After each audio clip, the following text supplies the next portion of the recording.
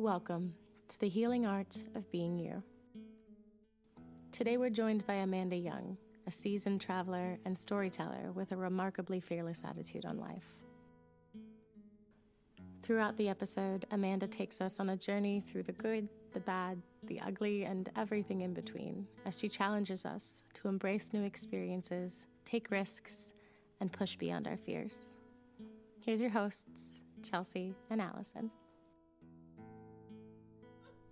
Okay, we need to start from the beginning. Yes. We need you to give an intro on yourself, because this is just, you're just like checking the boxes of like all the most incredible. I feel like you are the manifestation of every child's dream. Like, I bet it'd be really cool to have a sword. Yep. I bet it'd be really cool to do fencing. I bet it'd be really cool to camp over every part of the world. And you're just like, yeah, I'm gonna go ahead and do all that. So and wake up and find bears and just be like, oh, those aren't bipedal.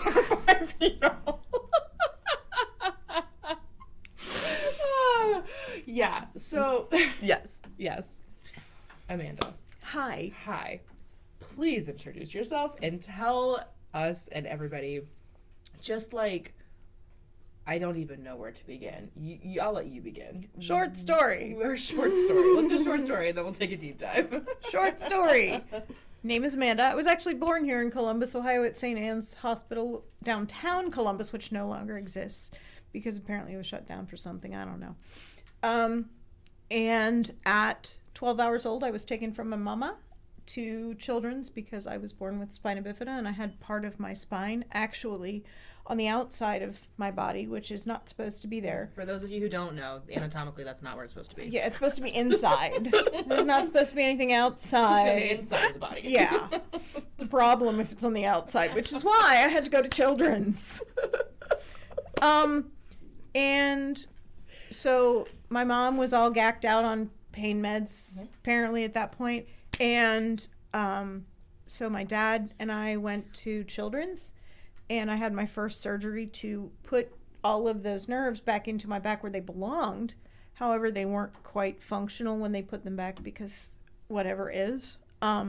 So I, at that point, really didn't have any feeling on the bottom of my feet. And, well, my legs didn't function like your alls do, but that's okay because I don't get shin splints. And that's a good thing, apparently, because apparently they really hurt. Yeah. I appreciate the positive note there. You know, positivity. Yes. So they took me over to Children's. I had my first surgery at 12. I also had a disability called hydrocephalus, and that is water on the brain, or as my dad would say, the Pillsbury Dough Girl, because you could push my forehead in and it would pop back out. It was great. It was great fun. So that typically leads to pretty severe learning disabilities and some challenges with intelligence. I will tell you full well that sometimes I really have that. Mathing is hard. Not my thing. Give me people. Much better with people than numbers. And from that point on, my folks were actually told to put me in an institution and forget about me and have more kids, because I would never walk, talk, or sit up. I love the dark ages of medicine. Right. It's just lovely. And, you know, I was not the only one. I'm really incredibly thankful that my folks are educated, and they were like, no, we're going to take her home and figure out what to do with her next. And to this day, I am grateful to them, and they are my biggest cheerleaders, even though they all tell me to tell them about it when it's done. I feel like I would probably have the same comments. Yeah. You know, I told my mother, I said, well, I got a thing to do with paint and it can't be fixed. She's like, where's the tattoo and is it done? Yep. Or, you know, 16,000 feet looks really great. But, you know, the ground looks even better when you jump out of the plane. And she's like, well, the good news is your legs didn't work anyway. Yeah, good times. Oh my gosh. And so thankfully they never told me that, having a disability was any different. I understood that I was different because I had lack of bladder control. I had lack of bowel control. So I wore a diaper until I was 10. Mm-hmm. To this day, I remember what it's like to be called paper butt. Mm. And it's just peachy. And so now when I talk to parents of kids with disabilities or even adults, I'm like, listen, your goal is to get them as independent as possible. And not to say that they have to be without fault, because we all have fault. Mm-hmm. Mm-hmm. But if you can get them to the point where they have bowel and bladder control, or it can be a functional thing for them, mm-hmm. and they know how to deal with it, right. And they're not just freaked out every time anything mm-hmm. happens, right. And it's different. You're like, let your kids be problem solvers. Mm-hmm. And I tell that to everybody. I'm like, problem solving is a plan. Mm-hmm. And that's so much of what I learned from them was, okay, you're here. Now how do you get out? And I think that's one of the best things in my life that I ever learned was, okay, this is not going to work. Mm-hmm. And one of the things I found out as I aged was the world was here long before me, and it doesn't owe me squat. And the world will never be accessible. Mm-hmm. And accessible is a lot of things to a lot of people. For me, it's fairly loose in terms of, function. So I make it what I need it to be, and I make accessible what I need it to be.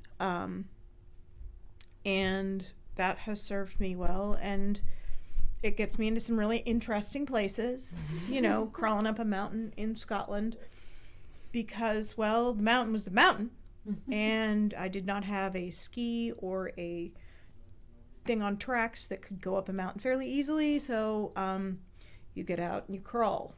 And I've given up trying to be what everybody thinks I should be. Mm-hmm. If I want to go somewhere, I'm not going to sit there and go, oh, woe is me. Mm-hmm. I can't get there because I'm in a wheelchair. Mm-hmm. And it's just dull. Mm-hmm. And so you get out of your car and you figure it out, and you make sure you have climbing equipment in your car and a carabiner that attaches to your wheelchair, that attaches to your climbing harness, so that you can attach the wheelchair to the climbing harness and just crawl up the mountain.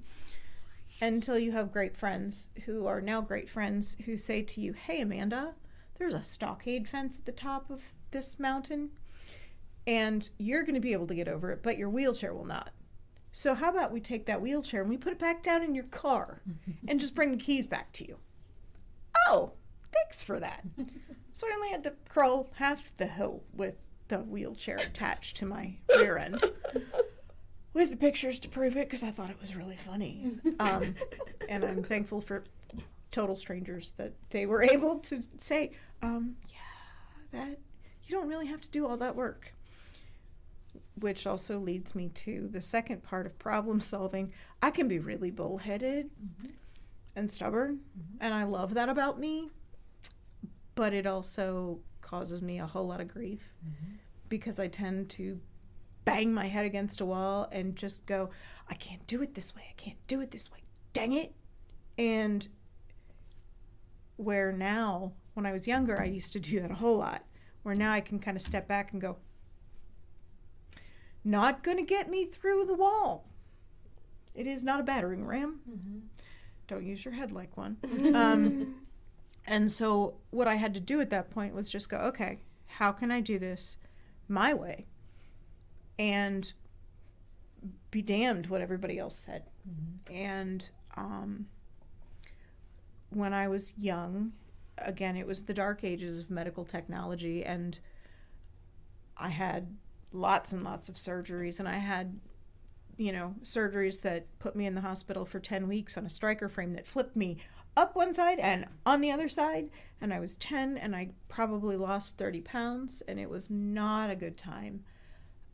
But I am so thankful I did that surgery then, because I have been rock solid pretty much ever since. And because of that surgery, I can do the things that I want to do now because I'm alive. It had started to impinge, my scoliosis had started to impinge on the left side of my body, so it was causing me lung issues, breathing, and eventually it would have affected my heart, and nobody wants that, because you can't do cool things when you've got no heart. Or so they say. It is one of the minor criteria when it needs to do cool things, I think. You know, cool things, heart, Breathing, cool things, heartbeats, breathing, you know, and luxuries in life. just small ones. But I was so thankful that they kind of let me do that and be that. And, you know, my parents have always been active. My entire family is active. And that, to this day, is, I think, one of the greatest things that they've given me is I don't sit well, said the woman in the wheelchair. It's true. I don't sit well. I would much prefer to be out, moving, doing something. It's only very recently that I've figured out how amazing it is just to sit for a second and go, whoa, I can get stuff done. And like fold a piece of laundry. I'll fold the other piece tomorrow. Just the two. Putting away, that's 2 weeks from today. But it has given me the ability to do so much. And growing up, it wasn't easy because my stepfather was in the Air Force. So we moved a lot. I didn't know a soul every time we moved. And you're like, oh, new school, fun. But I had to learn to adapt. And I think that's what so many people miss is adaptation is life. Everybody says, well, you adapt to things so well. And I said, so do you. Because everybody has to adapt. It's not just an adaptive athlete. So I always, I'm like, I'm an athlete. Don't squish me into a hole. Decades ago, well, not quite decades, but it's been like over a decade ago, in the middle of nowhere, I got this phone call. Fast forward, obviously, a few decades from when I was born, but I got this phone call, and it was a guy from Telluride, and he said to me, you don't know me, or we don't know each other. Blonde moments, issues. But words are hard. Words are hard. And disclaimer. He said, I've heard that if I tell you to pack your bags, you won't ask me where you're going, and you'll just say, when do we leave? When do we leave? And where are we going? He goes, well, you're going to have to pack for Alaska. You do realize I'm from the flatlands of Ohio and Oklahoma and all of the flat. And it wasn't until that moment when I am sitting on a mountain in the Alaska range, having been dropped off by a plane, and said, we'll see you in when it's not clouded over because we can get back in. And you realize at that point that you brought a wheelchair that is not functional because the snow is hip deep, and you're like, well, that was a stupid waste of 15 pounds of gear that I didn't need to bring, and everybody else just used it as a seat. And they tossed me out this great little kid's sled with ski poles, and I just used a kid's sled to get around for the rest of the time. Best. But, and it wasn't until that moment that I actually got to say to myself, you're a mountain climber. Yeah. And yeah, you are. And that is such, I'd done a lot before that, but that was such a moment for me. I'm like, well, dang, I'm a mountain climber. I'm in a wheelchair. I'm a mountain climber. And I think I said it like 20, 30 times because up until that point, I really hadn't taken that in. And I hadn't said, well, because I am a woman in a wheelchair, because I am all of this, I didn't think I could ever be that. And I went, oh, I got to do something new, and I didn't die. They dropped me over the side of this crevasse and said, get yourself back up. And you're like, how do we do that? Well, I don't know, because nobody's ever done it before. So you're the first. Oh, okay. Problem solving. I think we're in the graduate level classes now, because I'm hanging over the side of a mountain in Alaska. It's either eat or die, and move or die. And I think that might be doctorate level. That's like doctorate. Graduate seems a little. Yeah, I was like, where are underestimating the it. ice axes? Can I use those? I got to figure those out really quick, and how hard they really are. And I finally got to say to myself, hey, you're a fucking mountain climber. Oh, yeah, And it is, for so many people, I hear them, well, I'm this, and I'm this, and I'm this.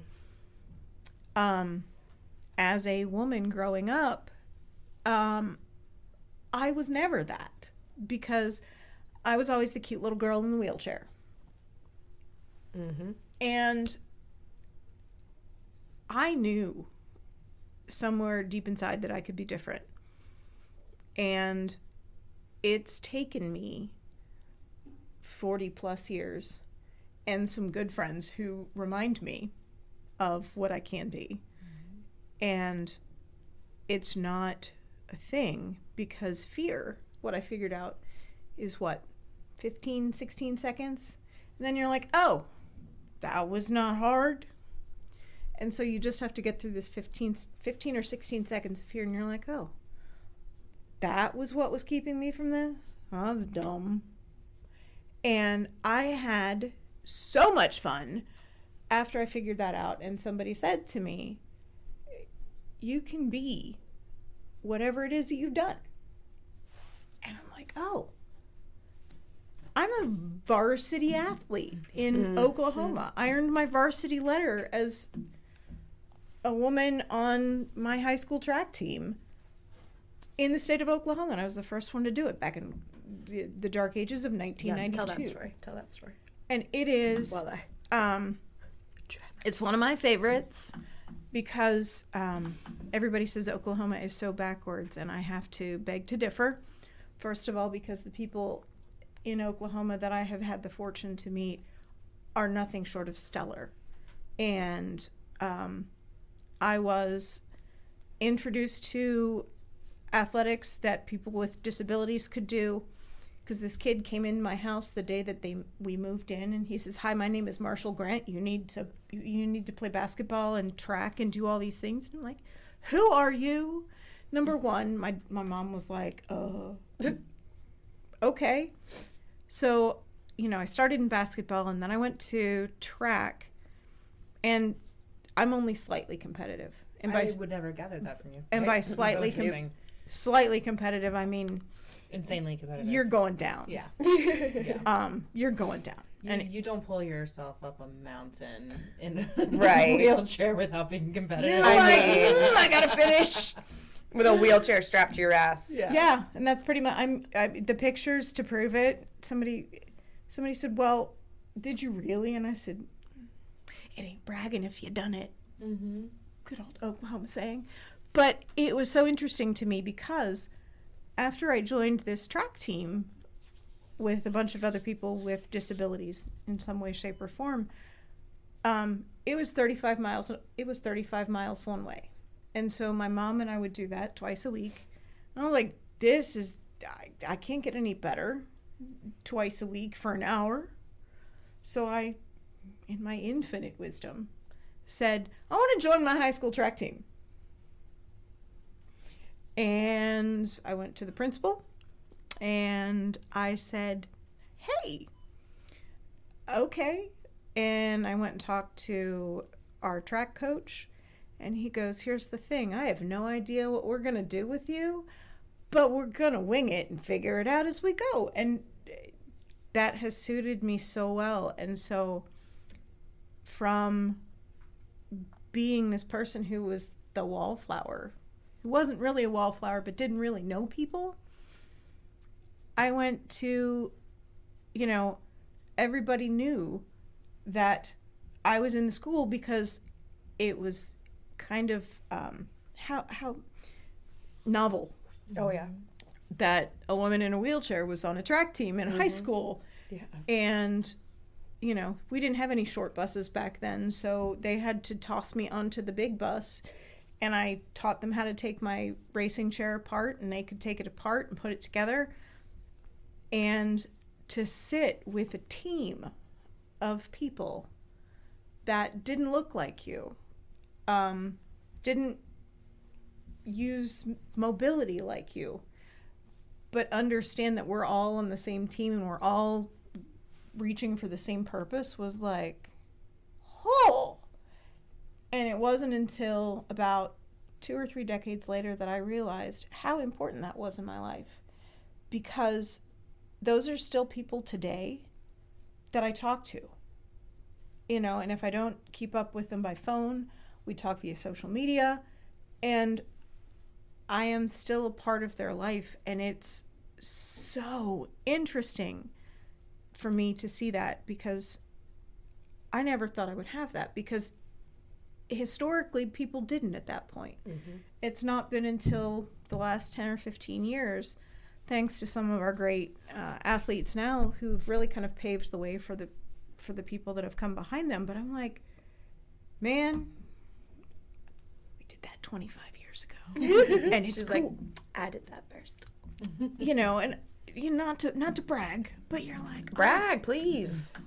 But then you get to say, dang, I did that. Mm-hmm. And how cool is that? And how cool is it that a bunch of high schoolers who can usually be pretty jerky, exactly, learn to take my chair apart, learn to toss it in the bus. Yeah. And what an impact you had on their lives too.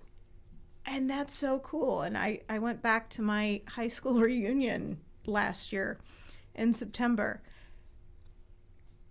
And I knew, first of all, it going home to me is just this all-encompassing kind of warmth. And I come home and everybody says, "Hey, Amanda," and I'll be out on the street and they're like, "Hey." I am not the only woman in a wheelchair who's ever lived in Edmond, Oklahoma, but I really feel like it when I go home, because they're like, "Amanda, you're home." And it is so amazing. But I loved sitting in my friend's brewery, having a beer that he brewed just for us, and talking to friends, and they're like, "We have to live vicariously through you because we have kids, and you're doing things that we only wish we could do. Mm-hmm. So tell us about those things, and tell us what it's really like, mm-hmm. because we forget." Mm-hmm. And I had to sit there and go, wait a minute. You want to listen to me? Because it's really kind of, sure, whatever. And I didn't understand that was valuable. That was valuable to them, and that was an experience that wasn't like theirs. Oh yeah. I love watching their kids because, I'm Aunt Amanda, and it's awesome because I can hand them back and go, "I'm out." Right, exactly. Tag, you're it. And I bet kids love you too. They do, and because I'm just honestly. You're just sunbeam. I'm light. Well, number one, I'm just a great big kid in adult clothing, mm-hmm. because I love. The best ones are. It's I like simple things, and I don't. Somebody asked me a long time ago, "What was your favorite gift that you've ever been given?" And I said it wasn't a gift. It was the ability to understand that the world is wide and my four corners aren't all that exist. And that, people with disabilities exist all around the world. People that are oppressed exist all around the world. Women who haven't been given a chance to tell their story exist all around the world. And, now when I travel, I don't necessarily travel to sit on a beach and read a book. That's my kind of travel, so good for you. Exactly. I'll read a book about your life. It takes all kinds to make a world. Exactly. And I love that but wheelchairs and beaches just aren't a thing. Sand is, Neither are Allison's. I'm like, number one, breaks my husband's heart and my sister's heart. I don't have a whole lot of fear in my life because we figured out that it's like, oh, I've been through surgeries, and if I can do that, I can do a whole lot. But the one fear that I have in my life, flat out will not do, is swim in water I cannot see through. Thank you. It's not so unreasonable, okay? No! It is not so unreasonable. I have a healthy respect for the ocean and the creatures that live inside it. Thank you. They can eat me with one chomp. Thank you. And the things that can eat me can get eaten by way bigger things in the ocean. Thank you. I'm not trying to give anybody a fear of the ocean. I'm just saying I don't think I'm unreasonable here. You are not. Sister and husband. Thank you. All of the people in my life who were like, wait, you're afraid of what? Yes. Real and valid. And quite frankly, that's just a survivalist mentality. Thank you very much. You know what? Riptides. Riptides are a thing. They are. Thank you. Yep. Nope. We don't do that. No. You don't go in the ocean. No, we go everywhere but. Yes. You and me, we can travel separately together. That's another good point, because my first road trip was when I was 18. I graduated from high school, and I was like, Toodles road trip. I'm a dork. But I loved it, because I was like, I'm going on a road trip. And my grandparents taught me that really early, but I loved it because I went all over the place in the West, and I went to Colorado and visited my aunt, and then I went to Texas and New Mexico and all of the things, and I'm like, this is fun. And then I realized that when I interacted with people, maybe this is not quite so fun. And that is, I think, one of the most interesting things when I do travel is I travel on my own. And the amount of people that say, oh my goodness, aren't you afraid? I actually have a question about that. Ask away. Well, I was going to ask you, like, do you experience any fear with, like, going out on your own, or did you at the beginning? And if so, how do you handle that? Because I think that fear of, I don't know how this new culture works. I don't know how transportation works here, or how to order food here. I don't know the language, or I don't know the laws and the rules, and I don't want to get in trouble. Or I think a lot of that is a very real fear for a lot of people. I mean, like, for like just asking for a friend here, how does one get over that? It's fear of the unknown. Yeah. And one of the things that I learned a long time ago, I am an open book when it comes to my disability, because so many people won't talk to me because I am something to be afraid of, or, oh my goodness, you might catch whatever she has. And I've had parents who have just taken their kids across their body to protect them from me. That's because laughable. Apparently I'm catching.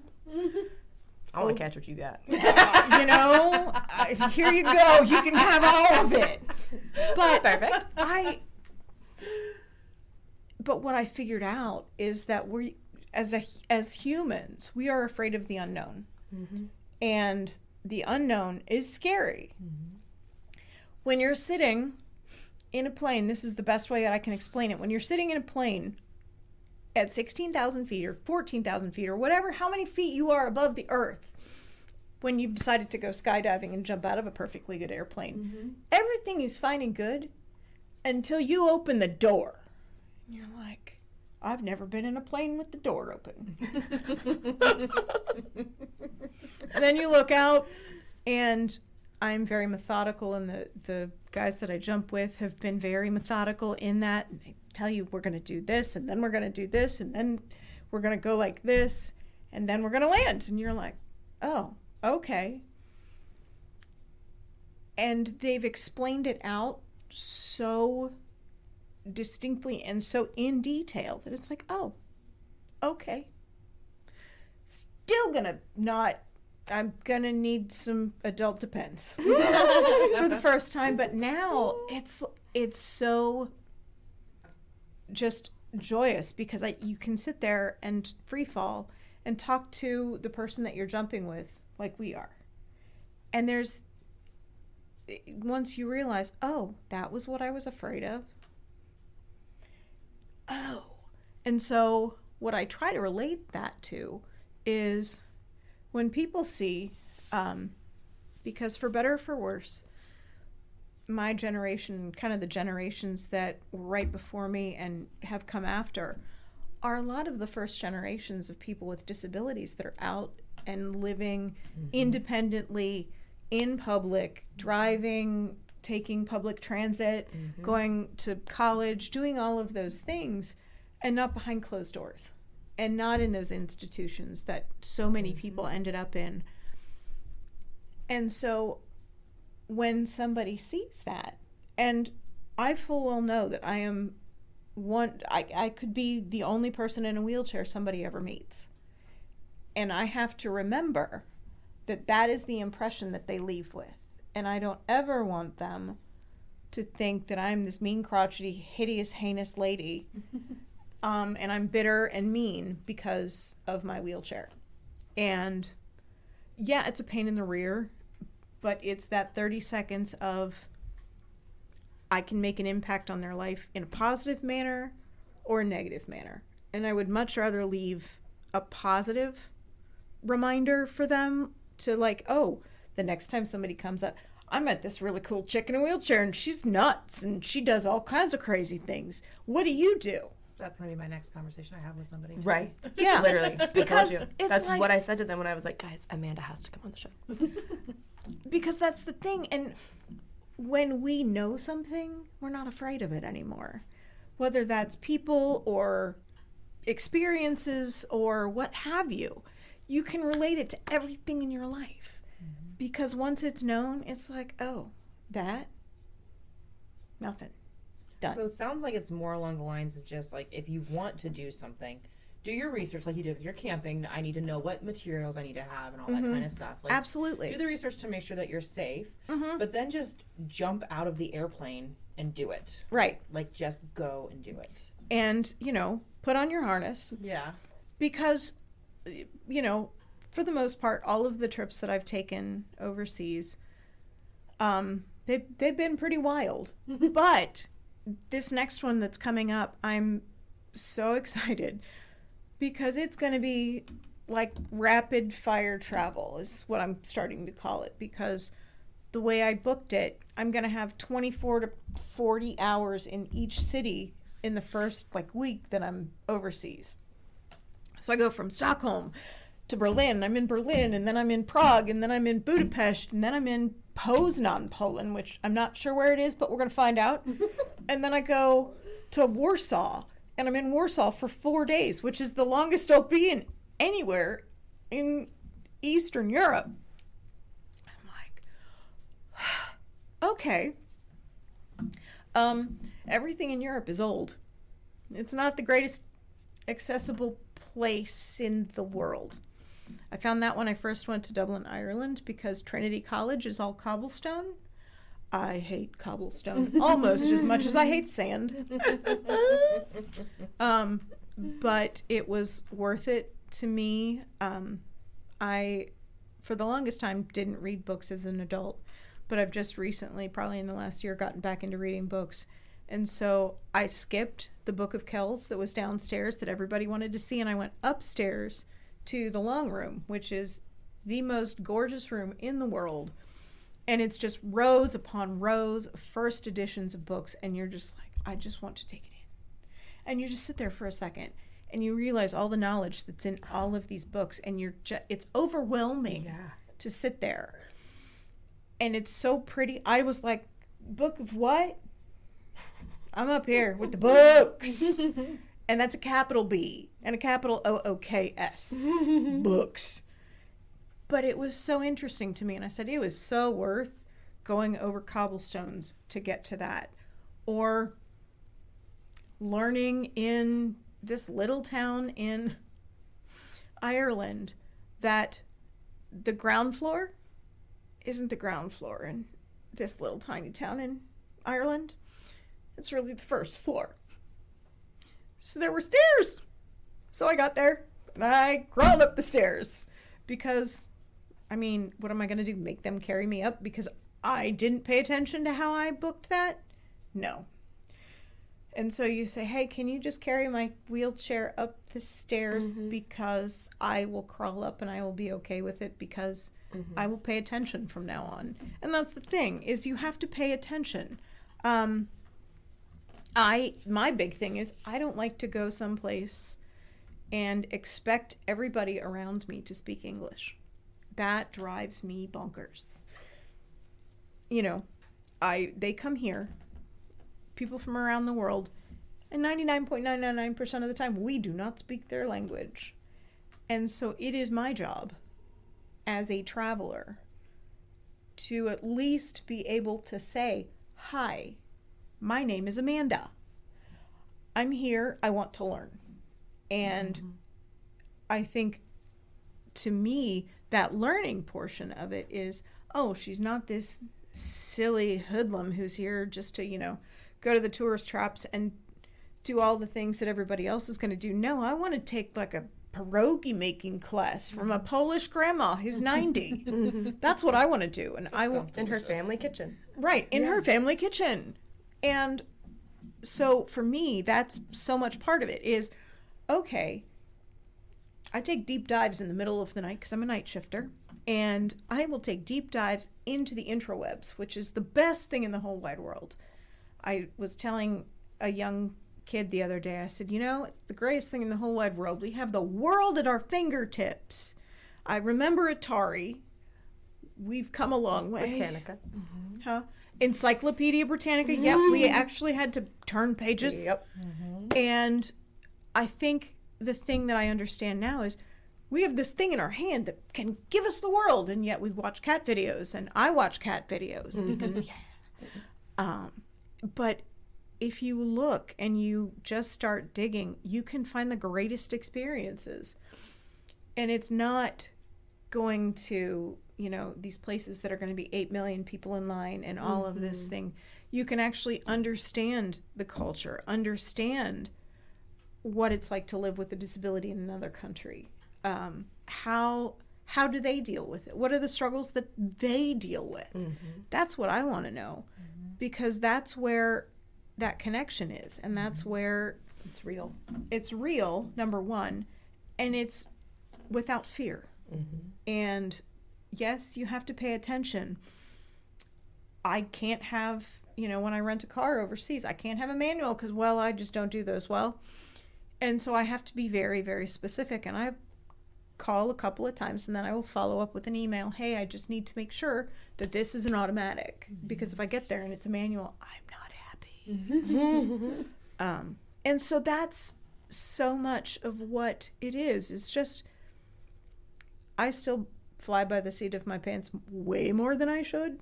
But I think that's the best part, is having the back of your mind, how you're prepared. You're like, okay, in the eventuality that doesn't work, you need a plan B, C, D, E, F, G, and maybe H. And you've got a lot of letters after that. And that's, I think the thing that we don't think of is we think so immediately is, okay, well, this isn't going to work. My whole vacation is no, it's not. Figure something else out. Well, that actually leads into, because you're checking off all of my questions here without even me asking them.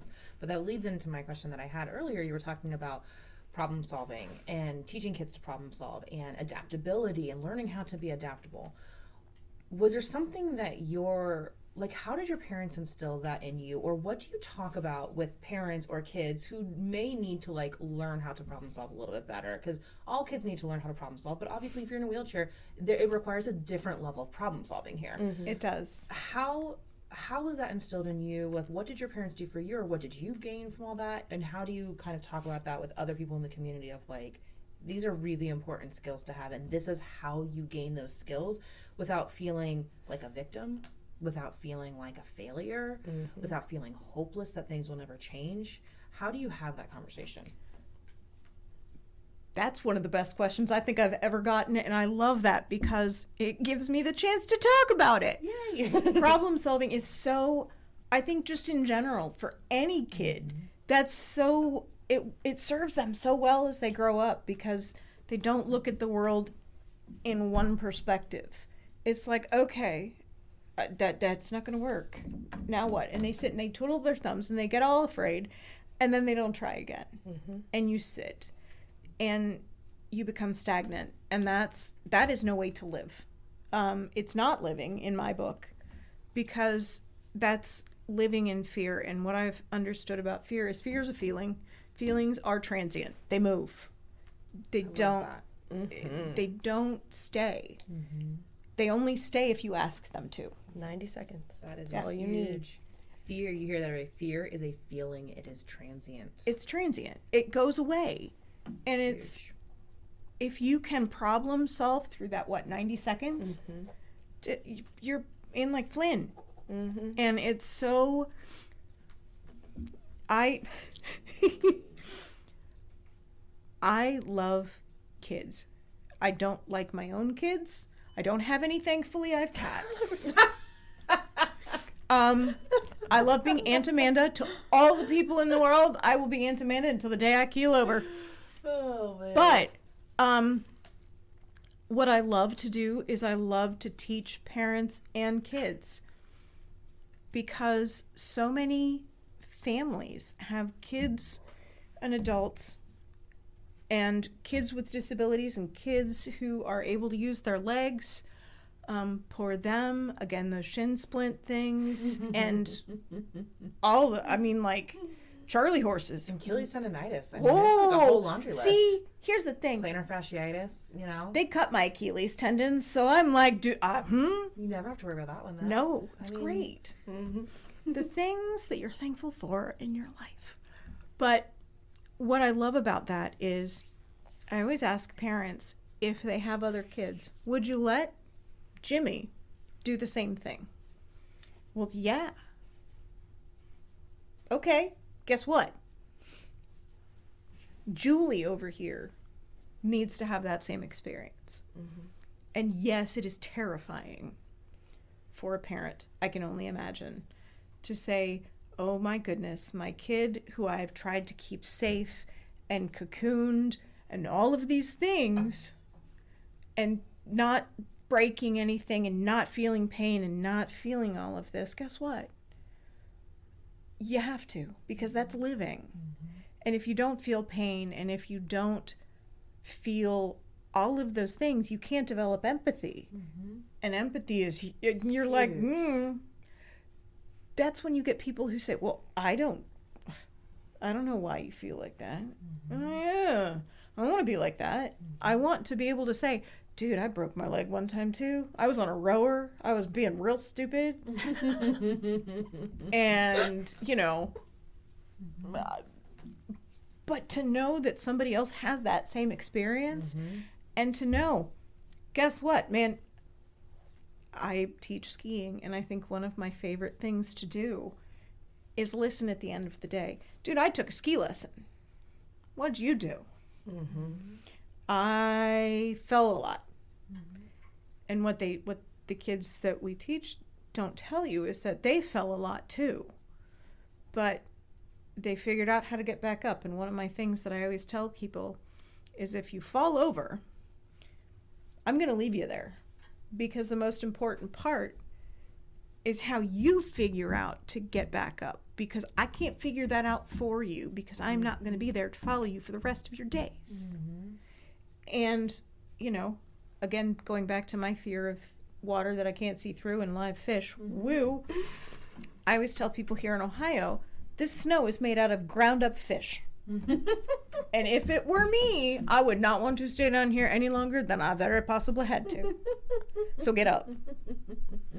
And that to me, first of all, it makes you laugh. Mm-hmm. Second of all, you're like, oh. Gross, I'm gonna get moving here. Yeah, you're like, some motivation. Yeah. Fish lips are different than chewing on fish. Thanks.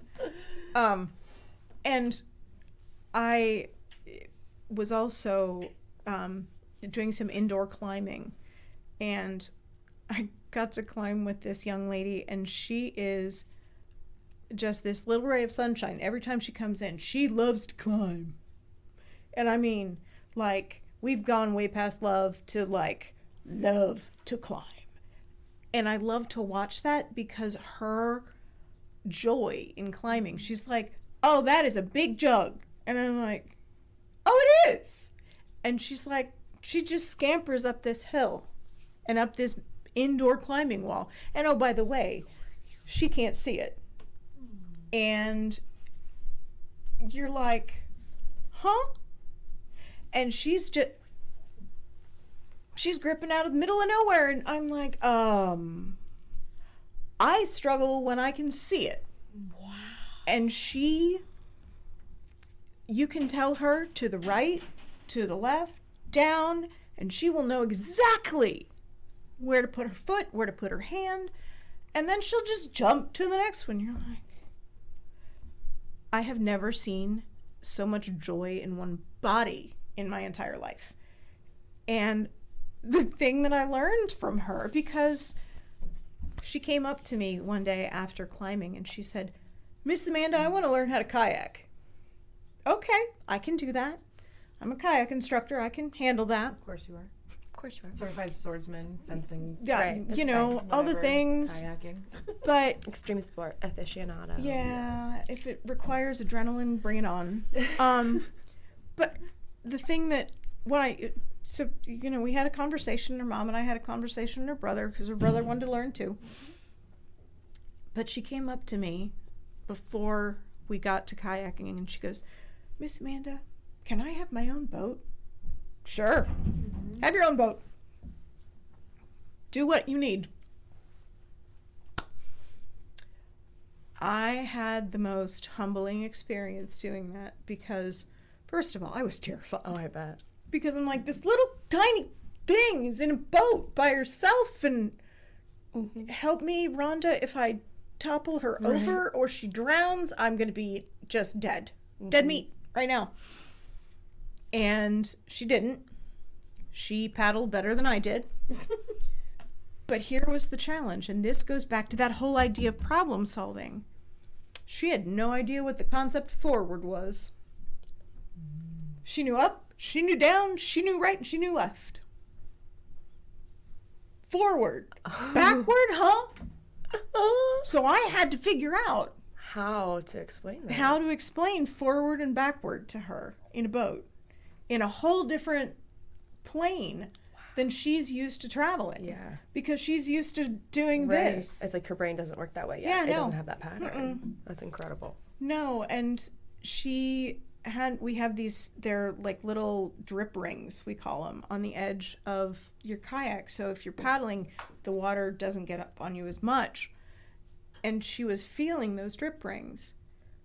And she said to me, Amanda, these feel like wet lasagna noodles.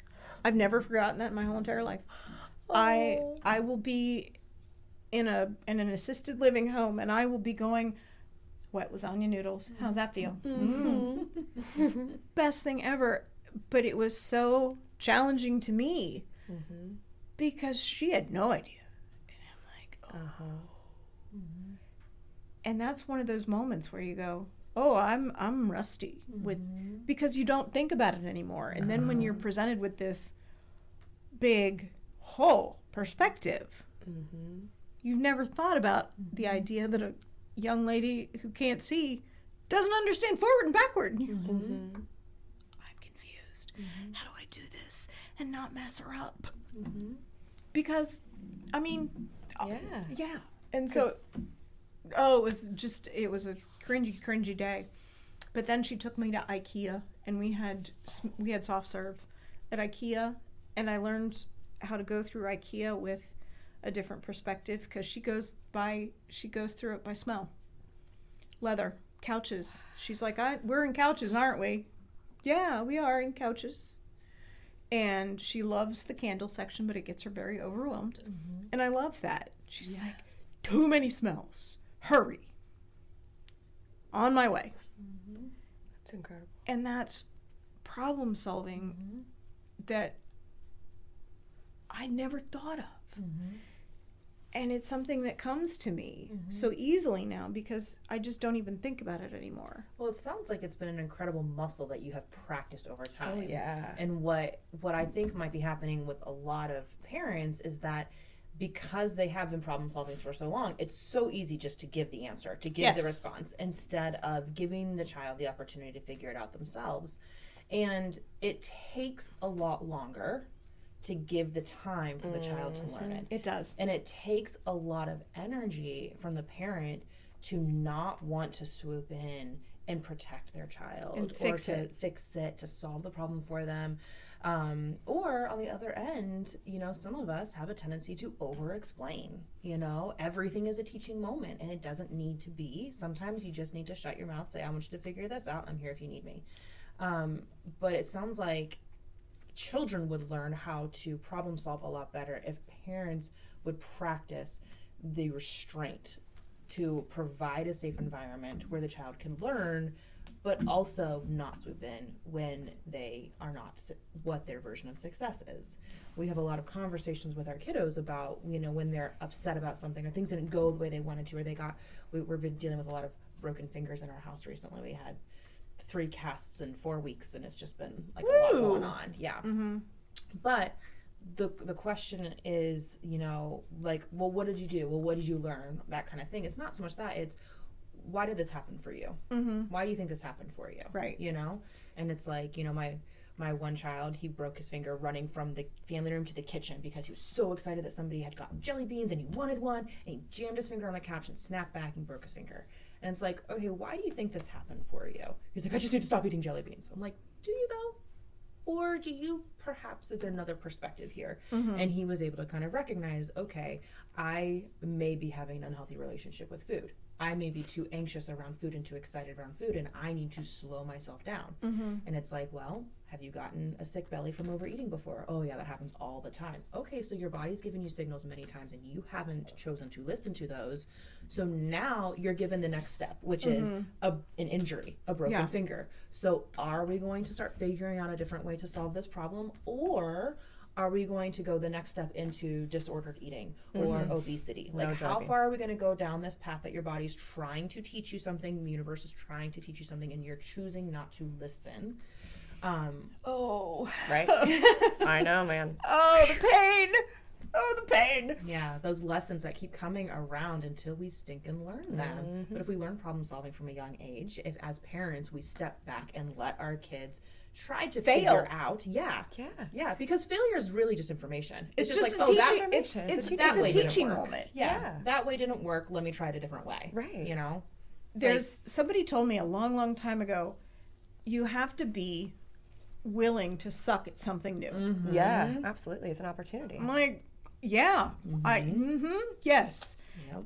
And to your point, I think it's so important that as parents, and I can't say we because I'm not a parent, my cats just do what they want to do and they are stupid, but you know, I can't fix that. But as parents, I think too, there's so much wrapped up in, I don't want my kid to fail. And it seems like failure is this big 4-letter word. And I'm like, you do understand that there's a learning process in that big F word. Because when you learn that, you learn number one, consequences to actions.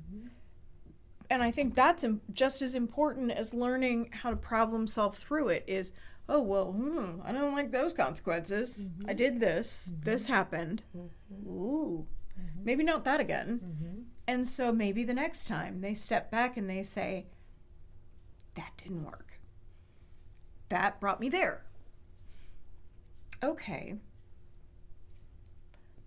And maybe they ask their brother or sister or friend and say, you know what? And maybe it's not this big, long conversation, but it's like, dude, how do you do this? And bring somebody else in. Bring another perspective in. Perspective is an amazing thing. And I always tell people, I'm like, sometimes it's better if you step back and not think of it your way, but think of it in, you know, I love it when people park next to my car because I now officially, you know, do park in accessible parking spaces because I like the extra space that the little hashtags on the side give me to get my wheelchair out of the car. people seem to think that that is an extended part of a handicap parking space, and I'm like, no, it is not. It is space for me to get my wheelchair out. But in more ways than one, that's also taught me, hey, that's a learning experience for them, because they might see the sign right above it. Okay, miscommunication there, got it. But okay, how am I going to get out of here? How am I going to get in the car if I have someplace to go?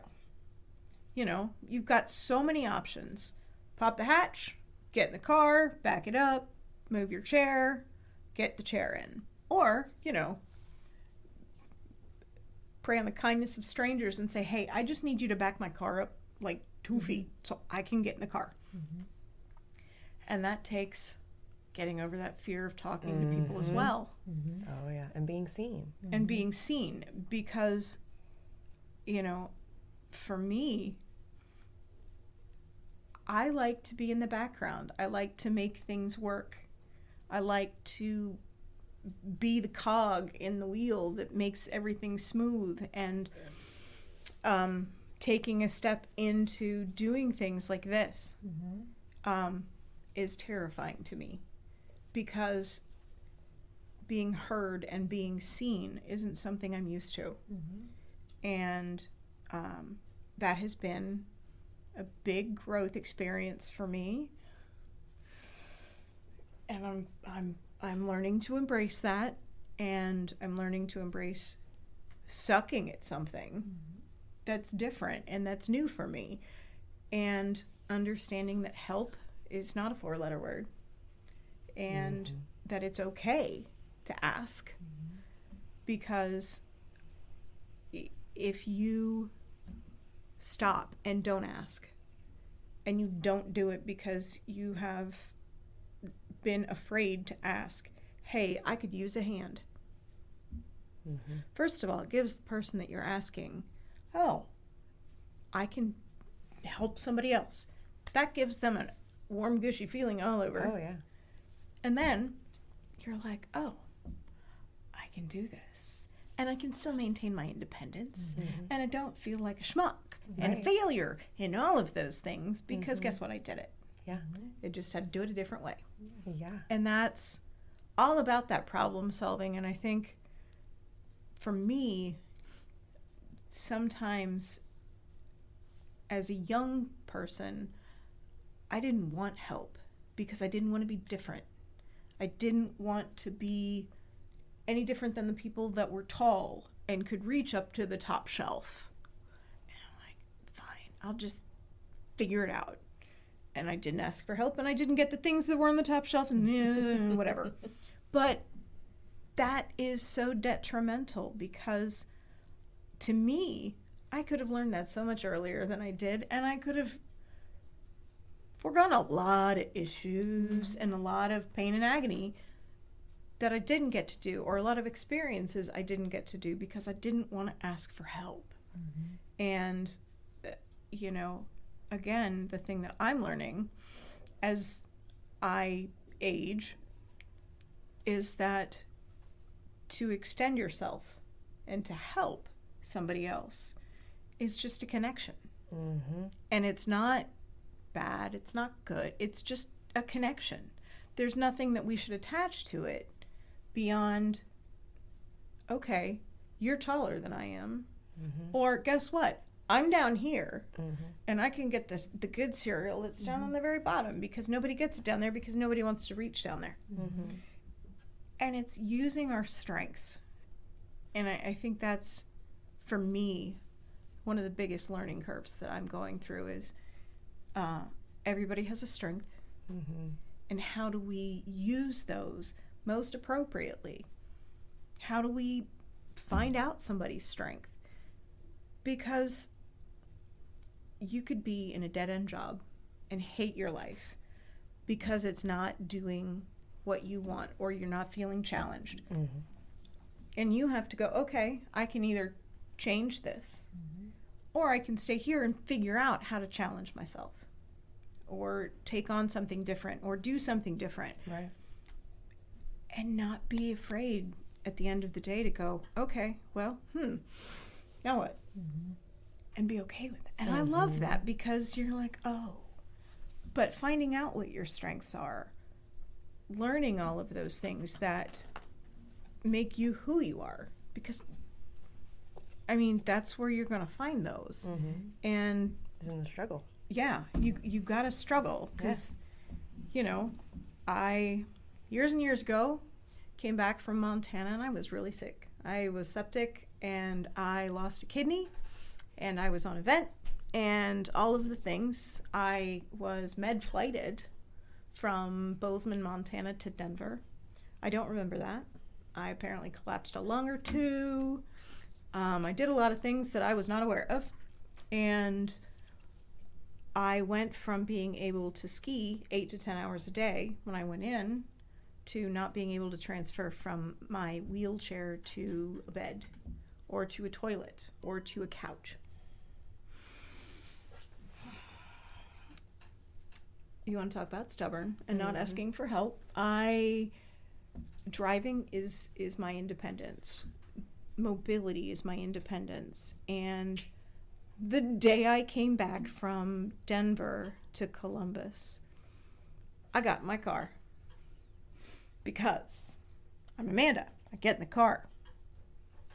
Amanda also falls out of the car because I couldn't get from my chair to the car. And I fell out of my car and my wheelchair went rolling and I didn't have my phone. So I got to sit on the concrete for 3 hours because, well, I couldn't. And that's difficult for me to say, is I couldn't. There was no physical way at that moment in time that I could have gotten off of the concrete by myself. So it took me waiting 3 hours until somebody came and said, "How long have you been sitting on the ground?" Not long. Not long. We're all good. Life's good. And to understand that I have to be better prepared, number one, and keep my phone with me at all times so that I can actually make a phone call if need be, and be better prepared, you know. And I just sat there and I went, the thing that I had to remember, it's not going to be this way forever. And fear is not forever. And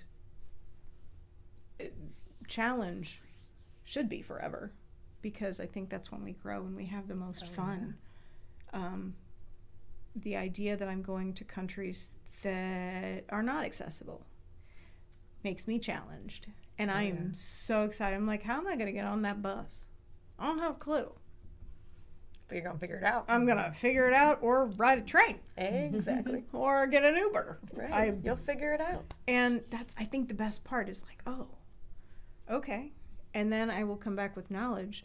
And my goal is to share that so that, yeah, you still need to ask for help, but I've checked one thing off of your list for you to do. Okay, guess what?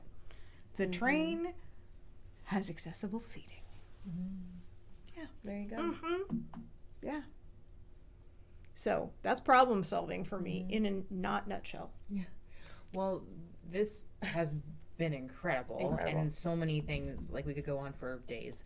I have one last question. Chelsea, do you have any questions? I'm just over here crying in the corner. It's okay. Fine. You're doing it so lovely though. I mean, like when I cry, oh my gosh, it's like ugly the ugly cry. Oh, it's like, did you guys ever watch New Girl? Yeah. You guys ever New Girl fans? Okay, well there was a character on there and they were like, he has the ugliest cry. You should go YouTube it later. It's absolutely, Justin Long plays the character who has the ugly cry. It was hilarious, but that is how I cry. Anyway, moving on. So my last question, because this has been absolutely incredible, is what has been your favorite independent travel experience, and then what are you absolutely most excited for next? My favorite independent travel experience. Here we go. It was the second or third time I'd gone to Ireland, and only the second. But the things you can find on short notice and just be ready to go. I believe it. And so I got on the plane, got in the car, got there on a Friday morning, hit the ground running because I'd slept all night on the plane, and just kind of started wandering the back roads of Ireland because that was safest for me, because driving in Ireland is just a whole hot mess of crazy. But so I get to this little town, and it's really pretty, and it is the quintessential Irish pub.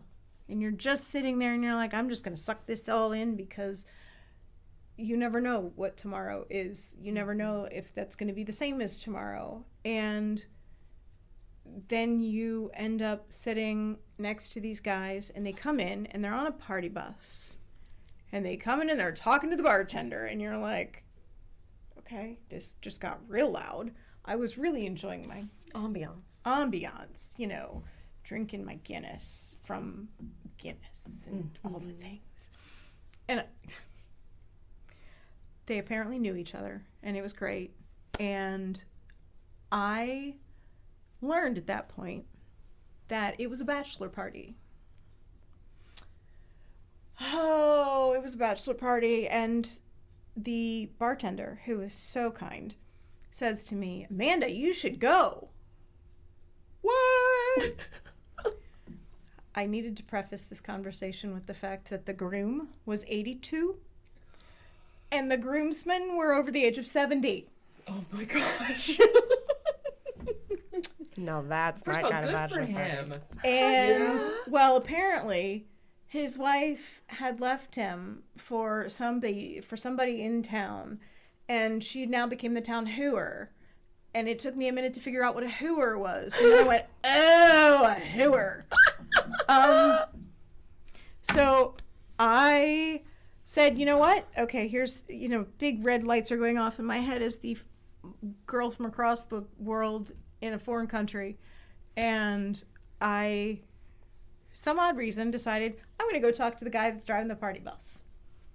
Talk to the guy that's driving the party bus. It's his business. He doesn't work for anybody. That's his bus. And I said, listen, here's my story. I need to be back here in this parking lot because I'm staying right there. I need to be back here by 2 a.m. safely, unscathed, and had the best time ever. And he goes, done. I got on the party bus. I sat on two cases of Bud Light because that was exotic. Exotic Bud Light. And another fun thing to find out from the 70 and 80-year-old men in the world is that they were also in a choral group. And so they start singing. And I've never had so much fun in my whole entire life on a party bus with Bud Light and 80-year-old men who were getting married the next day. Oh my gosh, that's amazing. And then as we're coming back, because we had stopped in a bunch of different places, because come to find out, many of them owned pubs or were distillers. So we had a good time.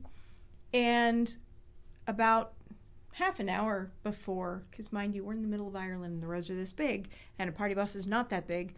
We're in the middle of Ireland, and somebody noticed the time. And party bus driver at the front, me in the middle, having a good old time. Guy in the back yells, "Drive it like you're late for church!" So we turned a corner on two wheels in a party bus. And everybody fell over to one side. My gosh. It was like two wheels on a rail. Oh boy. And I got back to my little Airbnb that I was staying at 1:58 a.m. 1:58. Wow. And they sang me off the bus. Oh my gosh. This is amazing. And I haven't had, how much better can you get than being in the middle of Ireland and crashing a bachelor party? And oh, by the way, the groom's 82. Right. Like, That's what? amazing. That's amazing. That is amazing. And I know so many people who would have been afraid to do that. And I'm so, so glad something just stopped me from feeling that fear and not being able to get through it. Yeah. Because I don't get to tell that story without that. Exactly. And I don't get to get a good laugh out of it every damn time I think of it, because it's like, dude, I crashed a bachelor party. And people get all kinds of crazy because they're like, oh, they're 82. Awesome.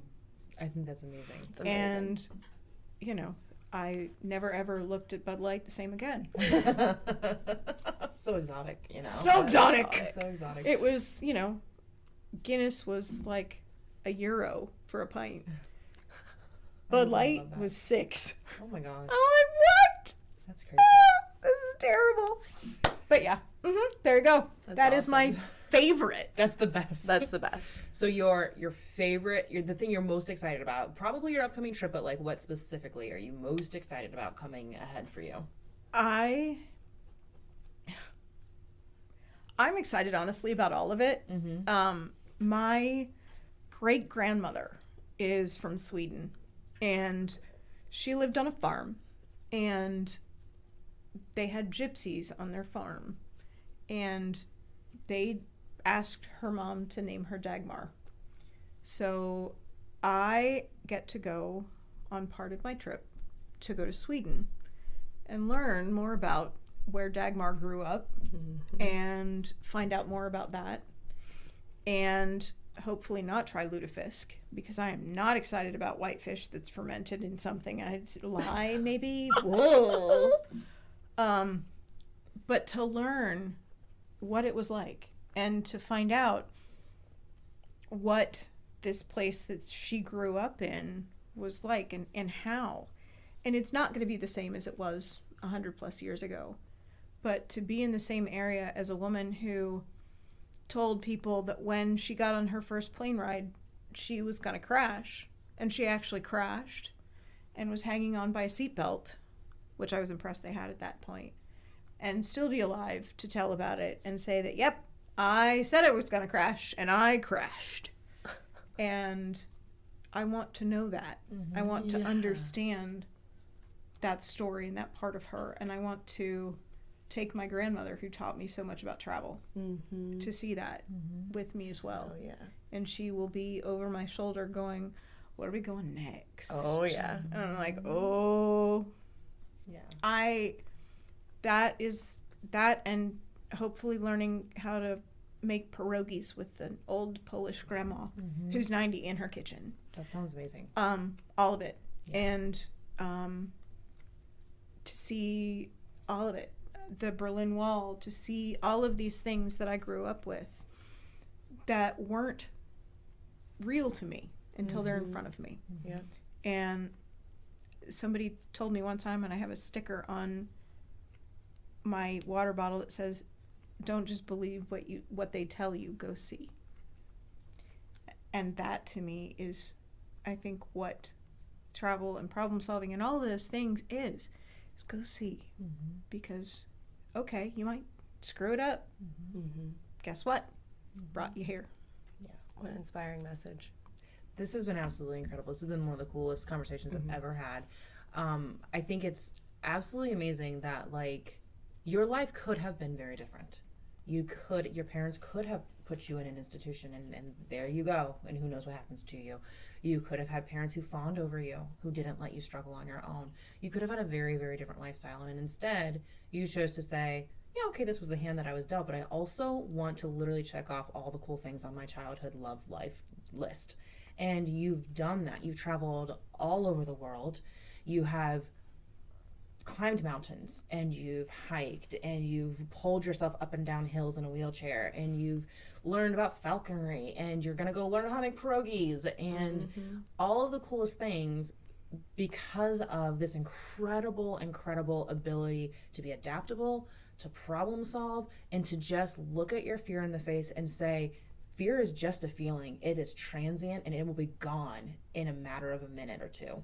Yeah. And I'm going to have this experience the rest of my life. And that is so incredible, because I think so many people hold themselves back from that, and because of that fear. And you've just faced it head on, and there's just no real reason for any of us to just sit here and hide in fear. Like, there's incredible things that all of us can be doing in life, and I think you are a true testament to, like, hey, this is what can happen if you choose to appreciate your fear in the moment that it's happening and then be done with it and move on. And so I'm just incredibly grateful for your conversation today and your wisdom, and it's been just wonderful. And I'm going to leave you with this note. The best part about being a woman in a wheelchair, besides the fact that I am adaptable and a problem solver, is the fact that I can wear shoes that y'all can't even think about. That's right. Amen to that. And my biggest problem in packing is actually how many shoes am I going to bring? Clothes, we can wash those. Shoes, that's a whole different story. Incredible. I love that. So is there anywhere that our listeners can follow up and follow along with your story? Where can we find you, Amanda? Well, damn, Chelsea. Because guess what? You can find me at damnamanda.com. I love it. Because more than once in my life, people have gone, damn, Amanda, what are you doing now? Yeah. Jumping out of planes? Yeah. Yeah. So find me at damnamanda.com. Awesome. I love that. Follow me. Interact. Yeah. Tell me. Give me tips. Absolutely. If you've been places, tell me where I should go next. I'm kind of thinking Mongolia on horseback with eagles. Well, that sounds like a trip, man. I will be following you on the website. But I mean, tell me where I should go. Tell me the things I should do. What a cool trip. What if everybody else got to decide where you went? Right? Oh, that should be something. Throw a target on a map. Yeah. Do it. Tell me where to go. Yeah. That'd be so Tell me fun. where to go, and I will blog it, and you can come along. And you know, if you're lucky, I might even come back. Oh, well, on that beautiful note, thank you so much for your time today. I really appreciate it. For anybody who is interested in local into the Columbus area, Chelsea and I are doing a seminar on April 8th about just kind of getting in touch with your body, understanding how your body's processing emotions, how that might be manifesting in any physical symptoms you're experiencing. And then we're going to do some really cool things. We're going to get some movement in, we're going to get some gratitude in, and then we're going to get some food in us because we're going to have a happy hour afterwards. Oh, man. I know. So happy hour. Hello. yes, you come join us. It'll be amazing. But we will link all the information below. We would love to have you come and hang out with us. If you are not part of the Facebook group, please feel free to join. We're going to add some additional stuff in there and make sure that everybody has an opportunity to just learn so we can all continue to grow, to face our fears, to move on in life and get as much as we can out of this life and just heal all of our crap so we can enjoy it. Yes. So thank you all so much for your time. Thank you so much for your time, Amanda. This has been amazing, and I hope everybody has a wonderful week. Thanks for sticking around for this brilliant story of overcoming, becoming, and thriving no matter what. This episode has left me warm and full of wanderlust, and I hope you too are inspired to take a leap of faith next time an opportunity comes knocking at your door. If you've enjoyed listening today, don't forget to subscribe for new episodes every Friday, and check out the show notes below for information and resources for how you can join us on this journey towards becoming our best selves. Until next week, this has been the Healing Art of Being You, wishing you love and light.